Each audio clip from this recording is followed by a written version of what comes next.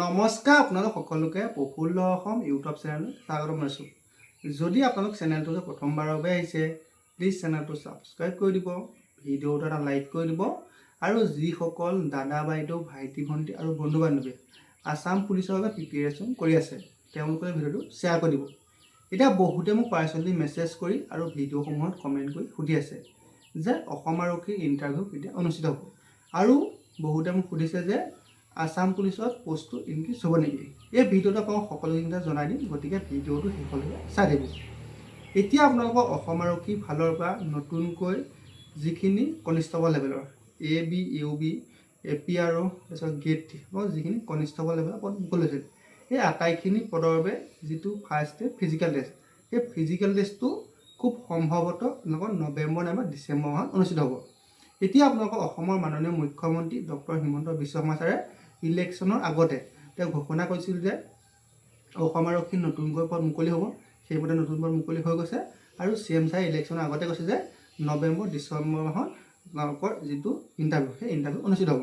গতিকে আপোনালোক খুব সম্ভৱতঃ নৱেম্বৰ আৰু ডিচেম্বৰ মাহতে ইণ্টাৰভিউ অনুষ্ঠিত হোৱাৰ বহুত বেছি চান্স আছে, কিয়নো আপোনালোকৰ এতিয়া যিসকলে অসম আৰক্ষীৰ ট্ৰেইনিং কৰি আছে তেওঁলোকৰ যিটো পাছিং আউট পিৰিয়ড POP সেইটো অক্টোবৰ মাহত অনুষ্ঠিত হ'ব। গতিকে এইখিনি POP হৈ যোৱাৰ পাছতে খুব সম্ভৱতঃ আপোনালোকৰ অসম আৰক্ষী যিখিনি কনিষ্টেবল লেভেলৰ পদ আছে সেই আটাইখিনি পদৰ বাবে যিটো ফিজিকেল টেষ্ট বা ইণ্টাৰভিউ অনুষ্ঠিত হ'ব। এতিয়া বহুতৰ মনত যিটো প্ৰশ্ন সেইটো হৈছে যে অসম আৰক্ষীত পদৰ সংখ্যাটো বৃদ্ধি পাব নেকি।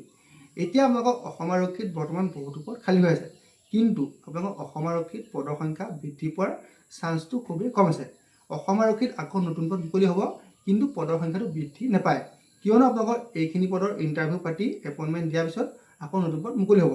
CM ছাৰে কৈছে যে তেওঁলোকে 5 বছৰতে 2 লাখ নিযুক্তি দিব। 2 লাখ যিটো নিযুক্তি সেই 2 লাখ নিযুক্তি একেলগে নিদিয়ে। গতিকে আপোনালোকক একেলগে যদি অসম আৰক্ষী গোটেই পদখিনি মুকলি কৰি দিয়ে আপোনালোকৰ একেলগেতো 2 লাখ নাইবা 1.5 লাখ হৈ যাব। সেইবাবে আপোনালোকৰ একেলগে কোনোটো বিভাগতে গোটেইখিনি পদ মুকলি নকৰে, আপোনালোকৰ ষ্টেপ বাই ষ্টেপ আপোনালোকৰ গৈ থাকিব। এতিয়া আপোনালোকৰ ধৰি লওক প্ৰথম এতিয়া আপোনালোকৰ অসম আৰক্ষীত যিখিনি এতিয়া ইণ্টাৰভিউ হ'বলৈ গৈ আছে সেইখিনি ইণ্টাৰভিউ হ'ল, সেইখিনি এপইণ্টমেণ্ট দিলে, তাৰপিছত আকৌ নতুন পদ মুকলি হ'ব, আকৌ এপইণ্টমেণ্ট দিব। আকৌ 1 লাখ নিযুক্তি যেতিয়া দিছিল CM ছাৰৰ যিটো যোৱা টাৰ্মত, মানে তেওঁ যিটো 1 লাখ নিযুক্তি দিছিল সেই 1 লাখ নিযুক্তিটো আকৌ কেইবাটাও ষ্টেপত দিছিল। আপোনালোকৰ 3টা নে 4টা ষ্টেপ মিলাইহে আপোনাক 1 লাখ আছিল। গতিকে এতিয়া 2 লাখ যিটো নিযুক্তি দিব সেই 2 লাখ 5 বছৰহে দিব। গতিকে আমাৰ অসম আৰক্ষীত এতিয়া পদৰ সংখ্যাটো বৃদ্ধি পোৱাৰ চান্স খুবেই কম আছে। আৰু যিখিনি পদ মুকলি হৈছে সেইখিনি পদৰ বাবে ইণ্টাৰভিউ হৈ যাব। এইখিনি পদৰ ইণ্টাৰভিউ হৈ যোৱাৰ পাছত যেতিয়া এপইণ্টমেণ্ট হ'ব তাৰপিছত আকৌ নতুন পদ মুকলি হ'ব। গতিকে যিসকলে নতুন পদৰ বাবে অপেক্ষা কৰি আছে তেওঁলোকৰ বহুতো এটা ভাল খবৰ, অসম আৰক্ষীত নতুন পদ মুকলি হ'বলৈ গৈ আছে।